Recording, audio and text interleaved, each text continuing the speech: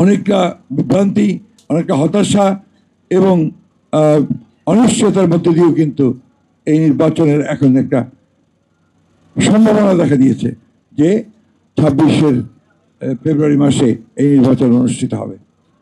এখানে কিছু গোষ্ঠী, কিছু মহল আজকে পরিকল্পিতভাবে এই বাংলাদেশে একটা অনিশ্চয়তা সৃষ্টি করতে চায় এবং তারা বিভিন্ন রকম দাবি তুলে নির্বাচনকে ব্যাহত বা বিলম্বিত করতে চায়। কিন্তু এই দেশের মানুষের এখন সবচেয়ে বড় প্রয়োজন যেটা, তারা হচ্ছে একটা নির্বাচিত সরকার যার পিছনে জনগণ থাকবে। আমি আপনাদের কাছে এইটুকু আহ্বান জানাবো সমস্ত রাজনৈতিক দলগুলোর কাছে, যার কাল বিলম্ব না করে নির্বাচন প্রক্রিয়াকে সমর্থন জানিয়ে এই দেশের মানুষের তাদের যে তাদের মত এবং তাদের যে ওদের স্বপ্ন পূরণে পাশে থাকতে পেরে আমরা গর্বিত।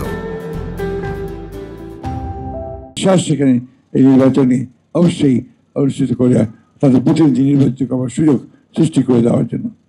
অর্থনীতির অবস্থা দিন দিন খারাপ হচ্ছে, নির্বাচিত সরকার না থাকলে আরো খারাপ হবে। আইন শৃঙ্খলা পরিস্থিতি খুবই খারাপ হচ্ছে, নির্বাচিত সরকার না থাকলে খুবই খারাপ হবে। আগামীকাল ফ্যাসিস্ট হাসিনার গণহত্যার বিরুদ্ধে যেটা ট্রায়াল হয়েছে তার রায় বেরোবে।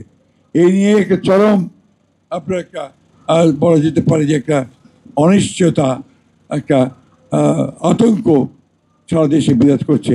এই নিয়ে কোনো একটু বড় করে অপেক্ষা রাখে না এবং একটা মহল এটা নিয়ে বাংলাদেশে আবার একটা নৈরাজ্য সৃষ্টি করার জন্য পায়তারা করছে। আমাদের আজকে রুখে দাঁড়াতে হবে। বাংলাদেশের ছাত্রদের অভ্যুত্থানের মধ্য দিয়ে যে সুযোগ আমরা পেয়েছি সেই সুযোগ যেন আমরা নষ্ট না করি এবং গণতন্ত্রের উত্তরণের পথকে যেন আমরা আরও সহজ করে তুলি, সেই লক্ষ্যে আমাদেরকে কাজ করতে হবে। এবং সমস্ত রাজনৈতিক দলগুলোকে আমি আহ্বান জানাবো যে আসুন ওই প্রশ্ন ঐক্যবদ্ধ থেকে যে আমরা গণতন্ত্রকে এখানে প্রতিষ্ঠা করব, এই প্রশ্ন ঐক্যবদ্ধ থেকে আমরা সামনে নির্বাচনের দিকে এগিয়ে যাই।